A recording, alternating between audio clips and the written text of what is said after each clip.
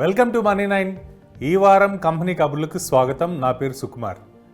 ముఖ్యంగా కార్పొరేట్ ప్రపంచంలో ఏం జరుగుతుంది, భారతదేశంలో ఏ కంపెనీలు ఎలాంటి అనౌన్స్మెంట్స్ చేశాయి, ఈ విషయాలన్నీ కూడా మనం కంపెనీ కబుర్లో తెలుసుకుంటాం. దీంతోపాటు ఆన్ ద రేడార్లో ముఖ్యంగా ఇప్పటివరకు కంపెనీలు, కోర్టులు, వాటి కేసులు, కంప్లైన్స్కి సంబంధించి ఏవైనా పెనాల్టీస్ పడ్డాయా, ఇవన్నీ కూడా ఆన్ ద రేడార్లో తెలుసుకుంటాం. దీంతోపాటు స్టార్టప్కి సంబంధించి కూడా సమగ్రమైన ఇన్ఫర్మేషన్ ఈ కంపెనీ కబుర్ల ప్రోగ్రాంలో మీరు చూస్తూ ఉంటారు. ఈ వారం ముఖ్యంగా మనం వార్తల్లో నిలిచిన కంపెనీని కనుక మొదటి కంపెనీని గమనిస్తే సోనీ అండ్ జీ, ఈ రెండు సంస్థల మెర్జర్కి సంబంధించి CCI, competition authority of India, ఇంతకుముందు ఇచ్చిన నివేదిక ప్రకారం, అదేవిధంగా డైరెక్షన్ ప్రకారం, కండిషనల్ అప్రూవల్ ఏదైతే అక్టోబర్ 4వ తారీఖు విడుదల చేసింది, దాని ప్రకారం రెండు కంపెనీలు కూడా 3 ఛానల్స్ని అమ్మడానికి సిద్ధపడుతున్నట్టుగా అనౌన్స్ చేయడం జరిగింది. దీంట్లో big magic, Zee action, Zee classic, ఈ 3 ఛానల్స్ని కూడా అమ్మడానికి మనకి జీ అండ్ సోనీ రెండు కూడా ఒప్పుకున్నట్టుగా ఈ వారం ఒక ముఖ్యమైన వార్త కింద మనం చూడొచ్చు. ఈ రెండు సంస్థలు కనుక మెర్జ్ అయితే దాదాపు మార్కెట్ షేర్లో 36% హిందీ జనరల్ ఎంటర్టైన్మెంట్లో, అదేవిధంగా 33% హిందీ మూవీస్లో మార్కెట్ షేర్ ఉంటుంది. సిసిఐ అప్రూవల్ వచ్చిన తర్వాత ఎప్పుడైతే ఈ రెండు సంస్థలు కూడా 3 ఛానల్స్ని అమ్మడానికి రెడీ అయ్యాయో, దీనివల్ల మెర్జర్కి ఎలాంటి ఇబ్బందులు లేకుండా రాబోయే రోజుల్లో సోనీ అండ్ జీ రెండు కూడా మెర్జ్ అయ్యే ఛాన్సెస్ మనకి ఎక్కువ కనిపిస్తున్నాయి. ఇక మరో కంపెనీ డాబర్ 51% స్టేక్ మనకి బాద్షా మసాలా అనే సంస్థలో అక్వైర్ చేయడం జరిగింది. దీనికి గాను 587.5 crores అంటే 587.5 కోట్ల రూపాయలతో ఈ 51%ని అక్వైర్ చేస్తున్నట్టుగా ఈ వారం ఒక అనౌన్స్మెంట్ రావడం జరిగింది. అక్టోబర్ 26వ తారీఖున ఈ అక్విజేషన్ మనకి మార్చి 31, 2023 లోపల కంప్లీట్ చేస్తున్నట్టుగా కూడా వాళ్ళు అనౌన్స్ చేయడం జరిగింది. దీంతో మనకి వాళ్ళ ఎగ్జిస్టింగ్ ఫుడ్ బిజినెస్ ఏదైతే ఉందో అది 500 కోట్ల రూపాయల మార్క్ని, రెవెన్యూస్ని కూడా 500 కోట్ల మార్క్ని టచ్ చేసే ఛాన్సెస్ రాబోయే 3 సంవత్సరాల్లో ఉన్నట్టుగా డాబర్ అనౌన్స్ చేసింది. ఇదే కాకుండా డాబర్ డైరెక్ట్గా దాదాపు 25,000 కోట్ల మార్కెట్ అయిన ఇండియన్ స్పైసెస్ మార్కెట్లో కూడా ఒక ఎంట్రీ దొరికినట్టుగా మనం ఈ వార్త ద్వారా చూడొచ్చు. ఈ వారం డాబర్ ఎస్పెషలీ ఫుడ్ బిజినెస్ని ఎక్స్పాండ్ చేస్తున్న దాంట్లో చేసిన అక్విజిషన్, ఈ మధ్యకాలంలో ఎప్పుడు కూడా డాబర్ ఇంత ఎక్కువ డబ్బులు వెచ్చించి వేరే కంపెనీల్లో స్టేక్ ఉన్న దాఖలా లేవు. సో డెఫినెట్గా డాబర్కి ఇది కలిసి వచ్చే అంశం కింద ఈ వారం మనం చూడాలి.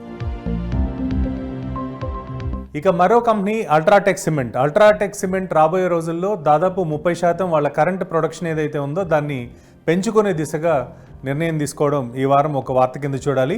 ముఖ్యంగా 2025, 2026 అంటే ఫైనాన్షియల్ ఇయర్ 2026కి ప్రస్తుతం ఉన్న కెపాసిటీ వీటినన్నింటినీ బేస్ చేసుకుని ఇండియన్ మార్కెట్లో దాదాపు 35% మార్కెట్ షేర్ని అందిపుచ్చుకోవడానికి ప్రయత్నాలు జరుగుతున్నట్టుగా కూడా వాళ్ళు వార్త ఇవ్వడం జరిగింది. ప్రస్తుతం మనకి capacity metric tons per annum కింద కనుక చూస్తే 121.25 మెట్రిక్ టన్స్ సంవత్సరానికి ప్రొడ్యూస్ చేస్తూ ఉంటే, దాదాపు ఈ కెపాసిటీ మనకి 2026 కల్లా ఆల్మోస్ట్ 160 మెట్రిక్ టన్నులు పర్ యానంకి వెళ్ళే అవకాశాలు మనకి స్పష్టంగా కనిపిస్తున్నాయి. సో అల్ట్రాటెక్ సిమెంటు ఈ ఎక్స్పాన్షన్ ప్లాన్ ఏదైతే వేసుకుందో గతంలో కూడా చాలాసార్లు ప్లాన్ చేసుకోవడం, దాన్ని ఎక్స్పాండ్ చేయడం కూడా జరిగింది. కాబట్టి డెఫినెట్గా అల్ట్రాటెక్ రాబోయే 2-3 సంవత్సరాల్లో ఈ ఎక్స్పాన్షన్ కూడా కంప్లీట్ చేసే అవకాశాలు ఎక్కువ కనిపిస్తున్నాయి. ఇది మరో వార్త. ఈ వారం అదానీ గ్రూప్లో ఒక అనౌన్స్మెంట్ మనకి ప్యాసింజర్ వెహికల్స్ ఫ్లీట్లోకి వస్తున్నట్టుగా అనౌన్స్ చేయడం జరిగింది. అంటే దాదాపు 7 ఎయిర్పోర్ట్లు, 7 సిటీస్లో ఉన్న వాటిల్లో ఊబర్ లాంటి ప్లాట్ఫామ్ను ఒకదాన్ని క్రియేట్ చేసి ఊబర్తో టైఅప్ అయ్యి వాళ్లే వెహికల్స్ని, అంటే కార్లని, వాటిని కూడా ప్రొవైడ్ చేసే అవకాశాలు ఉన్నట్టుగా ఈ వారం ఒక ముఖ్యమైన వార్త కింద చూడొచ్చు. దీనికి సంబంధించి ఆల్రెడీ ఊబర్తో వీళ్ళు డిస్కషన్స్ అడ్వాన్స్ స్టేజ్లో ఉన్నట్టుగా కూడా ఈ వారం మనకి వాళ్ళు ఒక అనౌన్స్మెంట్ చేయడం జరిగింది. Online beauty and fashion retail బిజినెస్లో ఉన్న నైకా లిస్టింగ్ దగ్గర నుండి కంటిన్యూస్గా ఇన్వెస్టర్ల యొక్క సంపదని ఆల్మోస్ట్ నెగిటివ్ సైడ్కి తీసుకెళ్ళినట్టుగా గమనించాలి. ఈ వారం ఈ షేర్లు లిస్టింగ్ ప్రైస్ కన్నా తక్కువ మనకి ట్రేడ్ అవుతుండడం కూడా గమనించవచ్చు. ఆల్మోస్ట్ మనకి 25 అక్టోబర్ రోజున 2.9% కిందికి రావడం కూడా మనం గమనించవచ్చు. ఇంకోవైపు ఐపీఓ ప్రైస్ మనకి 1125 1125 దగ్గర నుండి ప్రస్తుతం 13%, అంటే లిస్టింగ్ ప్రైస్ దగ్గర నుండి 13% తగ్గి ప్రస్తుతం మనకి 1110 రూపీస్ దగ్గర బీఎస్సీలో క్లోజ్ అవ్వడం జరిగింది. అంటే లిస్టింగ్ దగ్గర నుండి కూడా కంటిన్యూస్గా డౌన్ఫాల్ ఉంది కాబట్టి ఇది ఆల్మోస్ట్ మనకి డౌన్ ట్రెండ్లో ఉన్నట్టుగానే చూడాలి. దీంతోపాటు నవంబర్ 10వ తారీఖుకి 1 year లాక్-ఇన్ పీరియడ్ ఏదైతే ఉందో అది కూడా ఎండ్ అవుతుంది కాబట్టి ఈ లాక్-ఇన్ పీరియడ్లో ఉన్న షేర్లు కూడా మార్కెట్లోకి వచ్చే అవకాశం మనకి చాలా క్లియర్గా కనిపిస్తుంది. లాస్ట్ అక్టోబర్ ఈ వాళ్ళ కంపెనీ షేర్లని దాదాపు 79% ప్రీమియంతో మార్కెట్లో లిస్ట్ చేసి దాదాపు 2001 రూపాయల దగ్గర బీఎస్సీలో ట్రేడ్ అవ్వడం జరిగింది. అక్కడ నుండి ఆల్మోస్ట్ మనకి 50% క్యాపిటల్ ఎరోడ్ అయిపోయినట్టుగానే చూడాలి. అంటే లిస్ట్ అయిన దగ్గర నుండి కంటిన్యూస్గా డౌన్ ట్రెండ్లో వెళ్తుంది కాబట్టి ఇది ఎక్కడ అవుతుంది అనేది మాత్రం ఒక క్వశ్చన్ మార్క్ కిందనే కనిపిస్తుంది. రాబోయే రోజుల్లో మరింత డౌన్ ట్రెండ్కి వస్తుంది అని చెప్పి అటు స్టాక్ బ్రోకింగ్ సంస్థలు ఇవన్నీ కూడా అనౌన్స్మెంట్స్ చేస్తున్నాయి కాబట్టి నైకా ఫ్యూచర్ ఎలా ఉండబోతుందో మాత్రం మనం వెయిట్ చేసి చూడాల్సిన అవసరం ఎంతైనా ఉంది. ఇక రిలయన్స్ ఇన్వెస్టర్లు ఎవరైతే ఉన్నారో వాళ్ళకి ఒక గుడ్ న్యూస్ ఈ వారం రిలయన్స్ అనౌన్స్ చేయడం జరిగింది. రిలయన్స్ జియో ఫైనాన్షియల్ సర్వీసెస్ అనే సంస్థని సపరేట్ లిస్టింగ్ కిందకి తీసుకెళ్తున్నాం. ఎవరైతే ఇప్పుడు ఆల్రెడీ రిలయన్స్ షేర్లు హోల్డ్ చేస్తున్నారు, అంటే ఆయిల్ అండ్ గ్యాస్కి సంబంధించి, టెలికాం సంబంధించి ఇలాంటి వ్యాపారాల్లో ఉన్న రిలయన్స్ షేర్స్ ఎవరైతే హోల్డ్ చేస్తున్నారో వాళ్ళకి ఒక షేర్ కలిగి ఉంటే ఇంకొక షేర్ని జియో ఫైనాన్షియల్ సర్వీసెస్దే అలాట్ చేస్తామని చెప్పి కంపెనీ అనౌన్స్ చేసింది. దీంతో ఈ స్టాక్ దాదాపు మనకి 1% కూడా అక్టోబర్ 24 పెరగడం, అదేవిధంగా ఆ పాజిటివ్ ట్రెండ్ అనేది కంటిన్యూ అవ్వడం జరుగుతుంది. ముఖ్యంగా మనకి అక్టోబర్ 21 రిలయన్స్ షేర్ హోల్డర్స్ ఎవరైతే హోల్డ్ చేస్తున్నారో వాళ్ళకి ఈ షేర్ని అదనంగా ఇస్తామని చెప్పి చెప్పడంతో ఆ ఇన్వెస్టర్లకు కూడా ఒక కాన్ఫిడెన్స్ పెరిగింది. మరోవైపు ఎగ్జిస్టింగ్ రిలయన్స్ రీటైల్ బిజినెస్ని కూడా ఎక్స్పాన్షన్ వైపు తీసుకెళ్తూ వాళ్ళు ఆట బొమ్మలు, టాయ్స్ సెక్టార్లో వాళ్ళకున్న బ్రాండ్ రోవన్ని కూడా అగ్రెసివ్గా మార్కెట్లోకి తీసుకెళ్ళడానికి, అదేవిధంగా ప్రస్తుతం మనకి ఢిల్లీ ఎన్సీఆర్ అంటే గుర్గాంలో దాదాపు 1400 స్క్వేర్ ఫీట్లో ఒక అవుట్లెట్ ఓపెన్ చేయడం, హ్యామ్లీస్ లాంటి మల్టీనేషనల్ కంపెనీలకి కాంపిటేటివ్గా అందుబాటు ధరలో ఈ టాయ్స్ని కూడా మార్కెట్లోకి తీసుకెళ్ళడానికి ప్రయత్నాలు చేస్తున్నట్టుగా రిలయన్స్ రీటైల్ మనకి అనౌన్స్ చేయడం జరిగింది. సో ఏదేమైనప్పటికీ కూడా రిలయన్స్ ఇన్వెస్టర్లు ఎవరైతే ఉన్నారో వాళ్ళకి ఈ వారం ఒక పాజిటివ్ న్యూస్ కిందనే దీన్ని చూడాలి. మరోవైపు సెకండ్ క్వార్టర్ ఎర్నింగ్స్ కాల్ కూడా మెటావర్స్ ప్లాట్ఫామ్లో చేసిన ఏకైక లిస్టెడ్ సంస్థగా ఈ వారం మనకి రిలయన్స్ నిలబడింది. సో ముఖ్యంగా ఈ ఫైనాన్షియల్ సర్వీసెస్కి సంబంధించి జియో ఫైనాన్షియల్ సర్వీసెస్ సంబంధించి కంపెనీని సపరేట్ చేయడం, మరోవైపు టాయ్స్ బిజినెస్లో ఎక్స్పాన్షన్కి వెళ్ళడం, ఇవన్నీ కనుక చూస్తే రీటైల్ మార్కెట్లకు కూడా అగ్రెసివ్గా రిలయన్స్ వెళ్తుంది అనే సిగ్నల్ని మనకి ఈ వారం రిలయన్స్ ఇవ్వడం జరిగింది. స్పైస్ జెట్కి మరో గుడ్ న్యూస్. ముఖ్యంగా ఇప్పటి వరకు ఉన్న బ్యాన్ ఏదైతే ఉందో 50% కన్నా ఎక్కువ ఆపరేట్ చేయడానికి లేదు అని దాన్ని లిఫ్ట్ చేస్తూ డీజీసీఏ ఒక నిర్ణయం తీసుకోవడం జరిగింది. Director general of civil aviation ఈ నిర్ణయం తీసుకున్న తర్వాత స్పైస్ జెట్ కంపెనీ షేర్లలో కూడా కాస్త పాజిటివ్ ట్రెండ్ కనిపించింది. ముఖ్యంగా గతంలో మనకి సెక్యూరిటీ రీజన్స్ వీటినన్నింటినీ బేస్ చేసుకుని ఓన్లీ 50% కెపాసిటీ మాత్రమే రన్ చేయడానికి పర్మిషన్స్ ఇచ్చారు స్పైస్ జెట్కి.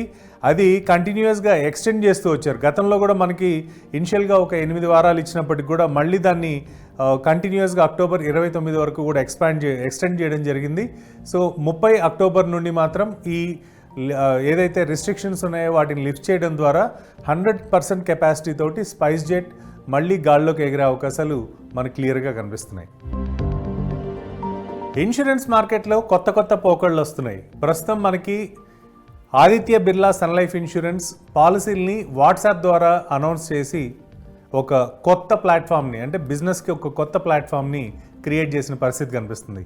వాట్సాప్లో మనకి మన డీటెయిల్స్ అన్నీ ఇచ్చిన తర్వాత పాలసీని ఇన్స్టెంట్గా క్రియేట్ చేసి వాట్సాప్లోనే పాలసీ కాపీని పంపించే టెక్నాలజీని ఆదిత్య బిర్లా సన్ లైఫ్ మనకి గుప్సుప్ అనే కంపెనీతో కలిపి డెవలప్ చేయడం జరిగింది. దీంతో మనకి ప్రపంచంలో బాగా ఫెమిలియర్ అయిన కర్జా టెక్నాలజీస్ కూడా ఒక టెక్నికల్ పార్ట్నర్గా ఆదిత్య బిర్లాతో జాయిన్ అవ్వడం, దీనివల్ల మనకి ఇన్సూరెన్స్లో ఈజీ, అంటే ఇంటరాక్టివ్గా ఏదైతే మనం జనరల్గా చార్జ్ చేస్తామో అలా చార్జ్ చేసి మనకు కావాల్సిన రిక్వైర్మెంట్ని ఆర్టిఫిషియల్ ఇంటెలిజెన్స్ ద్వారా సిస్టమ్ తెలుసుకొని మనకి ఏ పాలసీ మంచిదో చాయిస్ని కూడా క్రియేట్ చేయడానికి ఒక ప్లాట్ఫామ్ని క్రియేట్ చేయడం, ఒక న్యూ టెక్నాలజీని ఇన్సూరెన్స్ సెక్టార్లోకి ఇండక్ట్ చేసినట్టుగా ఆదిత్య బిర్లా సన్ లైఫ్ మనం గమనించాలి. ఈ వారం వాళ్ళ అనౌన్స్మెంట్ తోటి ఆల్మోస్ట్ పాలసీ హోల్డర్లు కానీ మిగిలిన కాంపిటేటివ్ బిజినెస్లో ఎవరైతే ఉన్నారో వీళ్ళందరూ కూడా దీన్ని బట్టి టెక్నాలజీ అప్గ్రేడ్ చేసుకోవడానికి ప్రయత్నాలు చేసే అవకాశం మనకి ఎక్కువగా అనిపిస్తుంది.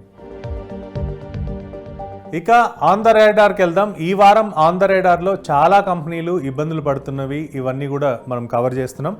ముఖ్యంగా CCI ఈ వారం, కాంపిటీషన్ కమిషన్ ఆఫ్ ఇండియా ఈ వారం 936.44 కోట్లు గూగుల్కి అన్ఫెయిర్ బిజినెస్ ప్రాక్టీస్ చేస్తున్నారు అని చెప్పి పెనాల్టీ వేయడం జరిగింది. ఇది కొత్త ఏం కాదు, గతంలో కూడా మనకి ఆల్మోస్ట్ 1337.76 కోట్ల రూపాయలు ఇదే CCI పెనాల్టీ వేయడం జరిగింది. ఇలా మనకి అక్టోబర్ 20వ తారీఖు ఇచ్చిన స్టేట్మెంట్ ప్రకారం కనుక చూస్తే ప్లే స్టోర్ పాలసీస్లో ట్రాన్స్పరెన్సీ లేదు. దీనివల్ల వినియోగదారులు ఎవరైతే ఉన్నారో వాళ్ళు ఇబ్బంది పడుతున్నారు. వాళ్ళ దగ్గర నుండి విపరీతంగా డబ్బులు కలెక్ట్ చేస్తున్నాయి కంపెనీలన్నీ కూడా ఒక కంప్లైంట్ రావడం, దాని మీద వీళ్ళు ఈ పెనాల్టీ వేయడం కనుక గమనిస్తే CCI డెఫినెట్గా గూగుల్ కూడా రాబోయే రోజుల్లో వీటిని అన్ని కరెక్ట్ చేసుకునే అవకాశం ఉంటుంది. అండ్ గూగుల్ నుంచి కూడా ఒక వార్త వాళ్ళు అనౌన్స్మెంట్ ఇవ్వడం జరిగింది. అంటే ఇలాంటి విషయాల్లో రాబోయే రోజుల్లో మేము చాలా జాగ్రత్తలు తీసుకుంటాం, ఇలాంటి పరిస్థితులు పునరావృతం కాకుండా మేము జాగ్రత్తలు తీసుకుంటామని చెప్పి వాళ్ళు కూడా ఒక క్లియర్ స్టేట్మెంట్ ఇవ్వడం జరిగింది. అదే కాకుండా కాస్ట్ ఏదైతే ఉందో, అంటే ముఖ్యంగా గూగుల్ యాప్స్లో కాస్ట్ బాగా పెరిగింది అనేది ఒక అభియోగం కాబట్టి వాటిని కూడా కంట్రోల్ చేస్తాం. వేలకు వేలు కాకుండా దాని నిజమైన వాల్యుయేషన్ మేము ఆలోచించి అదే ప్రైస్కి వీలైనంత వరకు కూడా తక్కువ ప్రైస్కి ప్లే స్టోర్లో యాప్స్ కొనుగోలు చేసే అవకాశాన్ని కల్పిస్తామని చెప్పి గూగుల్ కూడా అనౌన్స్మెంట్ చేయడం జరిగింది. దీన్ని బట్టి ఈ రెండు పెనాల్టీస్, అంటే దాదాపు 2000 కోట్ల పైన పెనాల్టీస్ వచ్చింది కాబట్టి గూగుల్ పాలసీస్ ఇవన్నీ మార్చుకుంటుందా, ఇండియాకే స్పెషల్గా ఏమైనా పాలసీల్లో మార్పులు తీసుకొస్తుందా అనేది మాత్రం ఒక క్వశ్చన్ మార్క్ కింద కనిపిస్తుంది. ఇది ఎలా ముందుకెళ్తుందో ఒకసారి మనం వేచి చూడాల్సిందే. దీపావళి సమయంలో PC జ్యువెలర్స్ ఒక బాంబు లాంటి వార్తని మనకి ఈ వారం అనౌన్స్ చేసింది. ముఖ్యంగా వాళ్ళు తీసుకున్న లోన్లు 3466.28 కోట్ల లోన్లు ఏవైతే ఉన్నాయో అవి మేము కట్టలేము, మేము ఇంకా కట్టే పరిస్థితిలో కూడా లేము కాబట్టి దీన్ని ఈ సెకండ్ క్వార్టర్ రిజల్ట్స్లో మేము అనౌన్స్ చేస్తున్నాము. దీన్ని బ్యాంకులన్నీ కూడా నాన్ పర్ఫార్మింగ్ అసెట్స్ కింద తీసుకుని నెక్స్ట్ లెవెల్ ఏంటని ఆలోచించుకునే అవకాశం కూడా వాళ్ళకే ఉంది.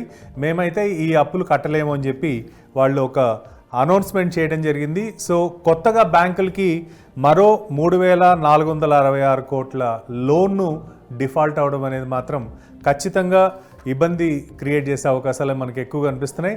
ఒకవేళ PC జ్యువెలరీస్ లాంటి సంస్థలు, అంటే ముఖ్యంగా గోల్డ్ ట్రేడింగ్లో ఉన్న సంస్థలు ఇలాంటి బ్యాంక్ ఫ్రాడ్స్ కానీ లేకపోతే బ్యాంక్ డబ్బులు తీసుకొని వ్యాపారం చేయలేకుండా ఆ డబ్బులు కట్టకుండా చేస్తే రాబోయే రోజుల్లో NPA లిస్టు మరింత పెరిగే అవకాశం కూడా భారతదేశంలో మనకి ఎక్కువగా అనిపిస్తుంది.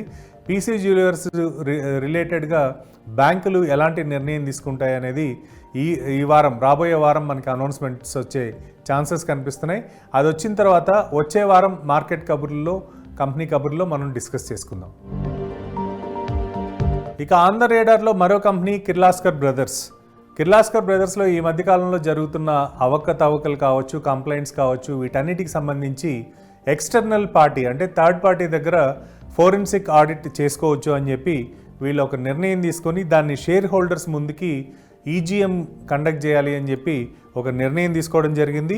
ఇన్ కేస్ EGMలో కనుక ఎక్స్టర్నల్ ఆడిటర్స్ని తీసుకుని ఫారెన్సిక్ ఆడిట్ చేస్తే ఇందులో ఏవైనా ఇప్పటివరకు బుక్స్లో కానీ ఏమైనా ప్రాబ్లమ్స్ ఉంటే బయటకు వచ్చే అవకాశం ఉంటుంది కాబట్టి ఇలా ఫోరెన్సిక్ ఆడిట్కి మేము ప్రిపేర్ అయినాం అని చెప్పి వాళ్ళు ఈ వారం ఒక అనౌన్స్మెంట్ చేశారు. ఇది ప్రముఖంగా మనకి KBLకి సంబంధించి ఇప్పటివరకు ఉన్న కన్ఫ్యూజన్స్ని క్లియర్ చేసే అవకాశాలు మాత్రం చాలా ఎక్కువ కనిపిస్తున్నాయి. సో ఈ నిర్ణయం మనకి EGM కూడా అక్టోబర్ 21 ఏదైతే కండక్ట్ చేశారో దాంట్లో కూడా ఈ నిర్ణయం తీసుకోవడం, అదే కాకుండా రెగ్యులేటరీకి ఫైల్ కూడా చేయడం జరిగింది. దీంట్లో ఆల్మోస్ట్ మనకి Kirloskar industries board 23.91% Kirloskar brothers KBLలో share హోల్డర్స్గా ఉన్నారు కాబట్టి మేజర్ షేర్ హోల్డర్స్ కింద, ప్రమోటర్ హోల్డింగ్ కింద వీళ్ళు ఈ EGMని కండక్ట్ చేయడం జరిగింది. బాంబే డైయింగ్, వాడియాస్ ఈ రెండు సంస్థలు ఒకప్పుడు మనకి చాలా గౌరవంగా కనిపించేవి, కానీ ఇప్పుడు సెబీ వీటి మీద పెనాల్టీ వేయడం, అదే కాకుండా ఈ మధ్యకాలంలో జరిగిన కాన్సిక్వెన్సెస్ ఏవైతే ఫైనాన్షియల్ స్టేట్మెంట్స్ని మిస్రిప్రజెంటేషన్ చేశారనే అభియోగాలు వచ్చాయో దాన్ని బేస్ చేసుకొని మార్కెట్లో 2 సంవత్సరాల పాటు కూడా ఎవరైతే ప్రమోటర్స్ ఉన్నారో వాళ్ళెవరు స్టాక్ మార్కెట్లో పాల్గొనకుండా ఒక ఆర్డర్ని సెబీ రిలీజ్ చేయడం జరిగింది. దీంతోపాటు 2.25 కోట్లు 2,25,00,000 పెనాల్టీని కూడా BDMCL మీద వేయడం, అదేవిధంగా 4 కోట్లు నుస్లీ వాడియా మీద పెనాల్టీ వేయడం, ఇలా ఇదే కాకుండా మరో 2 కోట్ల రూపాయలు అడిషనల్గా కూడా ఆ ప్రమోటర్స్ ఎవరైతే జహంగీర్ నెస్వాడియా ఉన్నారో వాళ్ళ మీద వేయడం. ఇవన్నీ కనుక గమనిస్తే ఈ 2 కంపెనీలు ఇప్పటి వరకు ఏవైతే ఇబ్బందులు గురి చేశాయో అంటే ఫైనాన్షియల్ స్టేట్మెంట్స్ని ఏవైతే మార్చాయో వాటిని బేస్ చేసుకొని ఈ నిర్ణయం తీసుకున్నట్టుగా సెబీ చెప్తుంది. ఇదే కాకుండా వేరే లిస్టెడ్ కంపెనీస్లో కూడా వీళ్ళు రాబోయే ఒక సంవత్సరం మేనేజరియల్ పొజిషన్స్లో డైరెక్టర్స్ గాను ఎక్కడ ఉండే అవకాశం లేకుండా సెబీ ఒక ఆర్డర్ని రిలీజ్ చేయడం ఈ వారం ఒక ముఖ్యమైన వార్త కింద మనం చూడాలి. DTH firms Airtel digital, Tata sky, dish TV, sun direct ఈ సంస్థలన్నీ కూడా CAG స్క్రూటినీ కిందికి రావడం ఈ వారం ఒక ముఖ్యమైన వార్త కింద చూడాలి. ఎప్పటి నుంచో లైసెన్స్ ఫీజుకి సంబంధించి డిస్ప్యూట్ నడుస్తుంది కాబట్టి దీనికి సంబంధించి CAG ఎలాంటి నివేదిక ఇస్తుంది అనేది మాత్రం మనం వేచి చూడాలి. ఇంకోవైపు ఏంటంటే వాళ్ళ అసెస్మెంట్స్ అంటే లైసెన్స్ ఫీ అసెస్మెంట్స్ ఏవైతే ఉన్నాయో వాటినన్నింటినీ కూడా ఒక ట్రాక్లోకి తీసుకురావడానికి CAG మనకి నిర్ణయం తీసుకోవడం, దీన్ని ఈ వారం మొదలు పెట్టడం అనేది ఒక వార్త కింద మనం చూడాలి. ఇక ఇప్పుడు స్టార్టప్ అప్డేట్స్ చూద్దాం. స్టార్టప్ అప్డేట్స్లో ఏ కంపెనీలు ఫండ్ రైజ్ చేస్తున్నాయి, ఏ కంపెనీలు లాసెస్లో ఉన్నాయి, స్టార్టప్స్ ఎలా పర్ఫామ్ చేస్తున్నాయి, ఇవన్నీ ఒక లుక్ వేద్దాం. ముఖ్యంగా సికాయో క్యాపిటల్ 50 మిలియన్ ఒక ఎడ్టెక్ కంపెనీ అంటే అందరికి తెలిసిన K12 టెక్నో అనే సంస్థలో పెట్టుబడులు మరో రౌండ్ రైజ్ చేయడానికి ప్రయత్నాలు మొదలుపెట్టింది. జనరల్గా మనకి ఫిజికల్ అండ్ డిజిటల్ అంటాం. Physical and digital 2 class rooms run చేస్తున్న ఈ సంస్థ ప్రస్తుతం మనకి దాదాపు 300 స్కూల్స్తో టైఅప్ అయింది. అంటే ఎడ్యుకేషన్ సెక్టార్స్లో ఉన్న స్కూల్స్, కాలేజెస్ వీళ్ళందరికీ కూడా సాఫ్ట్వేర్ ప్రొవైడ్ చేసే బిజినెస్లో ఉన్న సంస్థ కాబట్టి దీంతోపాటు మనకి సికాయో క్యాపిటల్తో పాటు TPG, యాక్సెల్ ఈ 2 సంస్థలు కూడా ఫండ్ రైజింగ్ దీంట్లో పార్టిసిపేట్ చేస్తున్నట్టుగా మనకి ఒక అనౌన్స్మెంట్ ఈ వారం చేశారు. రాబోయే రోజుల్లో మనకి ఎడ్టెక్ అంటే ముఖ్యంగా ఈ కంపెనీకి కాంపిటేటివ్గా ఉన్న ఎడుకాంప్ కావచ్చు, ఎడ్యుకేర్ కావచ్చు, ఈ సంస్థలకు ధీటుగా K12 టెక్నో అనే సంస్థని తీసుకెళ్ళడానికి ఈ వెంచర్ క్యాపిటల్ ఫండ్స్ అన్ని కూడా ప్రయత్నం చేస్తున్నట్టుగా ఈ వారం వచ్చిన ఒక వార్తను మనం చూడొచ్చు. ఇక మరో ఎడ్టెక్ సంస్థ అన్అకాడమీ మనకి ఫైనాన్షియల్ ఇయర్ 2022లో దాదాపు 2,693 కోట్ల నష్టాన్ని చవిచూసింది. ఇంకోవైపు వాళ్ళ టర్నోవర్స్ అంటే రెవెన్యూ దాదాపు 80% పెరిగినప్పటికీ కూడా ఇన్ని నష్టాలు ఎలా వచ్చిందని మనం గమనిస్తే కంపెనీ ఇచ్చిన అనౌన్స్మెంటు ఈసాప్స్ అంటే ఎంప్లాయీ స్టాక్ ఆప్షన్స్ ఏవైతే అనౌన్స్ చేశారో ఆ ఖర్చు దాదాపు 1,235 కోట్ల రూపాయలు అంటే 2.5 టైమ్స్ ఆఫ్ దేర్ ఎక్స్పెండిచర్ అంటే వాళ్ళకి ప్రస్తుతం ఉన్న ఖర్చు దాదాపు 2.5 టైమ్స్ ఎక్కువగా మనకి ఈసాప్స్ క్రియేషన్లో ఖర్చు అవుతున్నట్టుగా అనౌన్స్ చేయడం జరిగింది. అదే కాకుండా లాసెస్ కూడా బాగా వైడన్ అవుతున్నాయి. అంటే గతంలో మనకి ఫైనాన్షియల్ ఇయర్ కనుక కంపేర్ చేస్తే ఆల్మోస్ట్ ఈ ఫైనాన్షియల్ ఇయర్లో 2,848 క్రోర్స్ 2021-22లో మనకి లాసెస్ చూపించింది.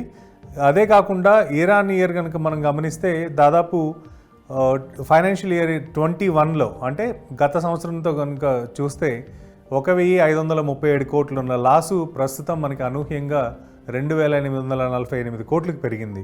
రాబోయే రోజుల్లో ఈ ఖర్చులు ఈ అప్పులు కూడా మరింత పెరిగే అవకాశం ఉన్నట్టుగా సంస్థ చెప్తుంది. ఇదే కాకుండా ఎక్స్పెన్సెస్ ఏవైతే ఉన్నాయో అది కూడా దాదాపు 3,703 క్రోర్స్ పెరగడం జరిగింది. అంటే గత సంవత్సరం అది కేవలం 2,030 కోట్లు మాత్రమే ఉన్నది, ఈ సంవత్సరం 3,700 కోట్లకు పెరిగింది. సో రాబోయే రోజుల్లో ఈ లాసెస్ని ఎలా తగ్గించుకుంటామనే దాని మీద మాత్రం ఈ సంస్థ ఎలాంటి ప్రకటన ఇవ్వలేదు. బట్ క్లోజ్గా వాచ్ చేయడానికి ఇదొక ఇంట్రెస్టింగ్ స్టార్టప్ కాబట్టి ఈ రెవెన్యూస్ వర్సెస్ వాళ్ళ ప్రాఫిట్స్ ఇవన్నీ కూడా కంటిన్యూస్గా వాచ్ చేయడానికి చాలా ఇంట్రెస్టింగ్గా ఉంది. ఇక ప్రతి వారం ఏదో ఒక వార్తలో నిలిచే బైజూస్కి కొత్తగా ఒక హెడేక్ మొదలైంది. ముఖ్యంగా కేరళలో ఉన్న వాళ్ళ ఆఫీస్ని క్లోజ్ చేస్తూ దాదాపు అక్కడ పనిచేస్తున్న 170 మంది ఎంప్లాయీస్ని ఒకే ఒక నోటీస్ తోటి తీసేయడాన్ని అక్కడ ప్రభుత్వం ఒప్పుకోలేదు. ముఖ్యంగా లేబర్ డిపార్ట్మెంట్కి సంబంధించి అలా ఒక్కసారిగా తీసే అవకాశం ఉందా, లేకపోతే ఎలాంటి చర్యలు తీసుకోవాలి ఈ కంపెనీ మీద అనే దాన్ని కూడా కేరళ మినిస్టర్ శివన్ కుట్టి, ఎవరైతే ఎడ్యుకేషన్ అదేవిధంగా లేబర్ మినిస్టర్ ఉన్నారో, ఆయన ఒక అనౌన్స్మెంట్ కూడా చేయడం జరిగింది అక్టోబర్ 25వ తారీఖున. ఇన్ కేస్ ఏవైనా వైలేషన్స్ కనుక, అంటే ఎంప్లాయ్మెంట్ జాబ్ క్రియేషన్లో ఇలాంటి వాటిలో ఏమైనా వైలేషన్స్ ఉంటే మాత్రం ఖచ్చితంగా బైజూస్కి సంబంధించి కేసు పెట్టడానికి కూడా మేము వెనక్కి వెళ్ళామని చెప్పి వాళ్ళు ఒక అనౌన్స్మెంట్ చేశారు. అదే కాకుండా ఇప్పటి వరకు పెండింగ్ ఉన్న శాలరీస్ ఏవైతే ఉన్నాయో అవన్నీ కూడా ఇమీడియట్గా క్లియర్ చేయాలని చెప్పి తను ఒక ఫేస్బుక్ పోస్ట్ కూడా పెట్టడం జరిగింది. సో బైజూస్ అక్కడున్న ఎంప్లాయీస్ని బెంగళూరులో మేము వాళ్ళకి ఎంప్లాయ్మెంట్ కల్పిస్తామని చెప్తున్నప్పటికీ కూడా దాని మీద కూడా ఎక్కడ ఒక హామీ ఇవ్వకుండా ఈ వారం మనకి గడిచిపోయింది. వచ్చే వారం అయినా బైజూస్ ఏమన్నా అనౌన్స్మెంట్ ఇచ్చి ఎవరైతే అక్కడ 170 మెంబర్స్ని ఏదైతే ప్రస్తుతం వాళ్ళకి టెక్నో పార్కు ట్రివేండ్రంలో ఉందో దాన్ని క్లోజ్ చేస్తున్నారో దాన్ని ఆల్టర్నేటివ్గా ఏమైనా చేయగలరు అనేది మాత్రం నెక్స్ట్ వీక్ ఒక అనౌన్స్మెంటు అటు కేరళ ప్రభుత్వం, అక్కడ ఉద్యోగాలు చేస్తున్న వాళ్ళు అందరూ ఎక్స్పెక్ట్ చేస్తున్న పరిస్థితి ఈ వారం మనం గమనించవచ్చు. భారతదేశంలో స్మార్ట్ ఫోన్ అడాప్షన్ విపరీతంగా పెరుగుతుంది. 1.11 బిలియన్ ఫోన్లు మనకి ఫైనాన్షియల్ ఇయర్ 2026 కల్లా పెరిగే అవకాశాలు ఉన్నట్టుగా వార్తలు వస్తున్నాయి. దీనివల్ల ఫిన్టెక్ కంపెనీస్, అంటే చిన్న చిన్న లోన్లు ఇచ్చే సంస్థల దగ్గర నుండి మ్యూచువల్ ఫండ్స్లో ఇన్వెస్ట్ చేసే, స్టాక్ మార్కెట్లో పెట్టి ఇలాంటి సంస్థలన్నీ కూడా ఈ మొబైల్ ఫోన్ యూసేజ్ పెరుగుతున్న కొద్దీ వాళ్ళ వ్యాపారం కూడా పెరుగుతుంది. కాబట్టి ప్రస్తుతం ఉన్న గ్రోత్ కనుక మనం గమనిస్తే 15% ర్యాపిడ్గా ఇయర్ ఆన్ ఇయర్ గ్రోత్ ఉంటుంది అని చెప్పి ఒక నివేదికని ఈ వారం ఒక ముఖ్య వార్త కింద చూడాలి. అదే కాకుండా నెట్ వాల్యుయేషన్ దాదాపు 3.5%, అంటే 3.5 సార్లు పెరిగి దాదాపు $350 బిలియన్ మార్కెట్ 2026 కల్లా అవుతుందని చెప్పి బయాన్ అనే ఒక సంస్థ ఒక రిపోర్ట్ని తయారు చేయడం జరిగింది. ఫైనాన్షియల్ మార్కెట్స్ కనుక అవేర్నెస్, ఫైనాన్షియల్ మార్కెట్స్లో పెట్టుబడులు పెరిగితే డెఫినెట్గా అది మ్యూచువల్ ఫండ్స్కి కావచ్చు, స్టాక్ మార్కెట్లో ఉన్న కంపెనీలు కావచ్చు, వీటికన్నిటికి కూడా ఒక పాజిటివ్ నోట్ కింద మనం రాబోయే రోజుల్లో చూడాల్సిన అవసరం ఎంతైనా ఉంది. ఇది ఈ వారం కంపెనీ కబుర్లు, దాంతోపాటు ఆన్ ద రేడార్, అదేవిధంగా స్టార్టప్కి సంబంధించిన పూర్తి విశేషాలు. మీరు Money9 డౌన్లోడ్ కనుక చేసుకోకుండా ఉంటే, Money9 యాప్ కనుక డౌన్లోడ్ చేసుకోకుండా ఉంటే వెంటనే డౌన్లోడ్ చేసుకోండి. ఇన్ కేస్ చేసుంటే డిఫరెంట్ సెక్టార్స్లో డిఫరెంట్ వీడియోస్ పోస్ట్ చేయడం జరిగింది. మీకు వీలున్నప్పుడల్లా అట్లీస్ట్ రోజుకు ఒక వీడియో చూడడం ద్వారా ఫైనాన్షియల్ లిటరసీ వైపు వెళ్ళడం, ఇంకో వైపు ఏంటంటే ఈ ఇన్కమ్ ట్యాక్స్కి సంబంధించి కావచ్చు, మ్యూచువల్ ఫండ్స్లో పెట్టుబడులకు సంబంధించి కావచ్చు, కంపెనీల యొక్క పనితీరుకు సంబంధించి కావచ్చు, ఇలా పూర్తి ఇన్ఫర్మేషన్ని చాలా ఈజీగా తెలుగులో మీరు తెలుసుకునే అవకాశం ఉంటుంది. సో స్టే ట్యూన్, చూస్తూనే ఉండండి Money9.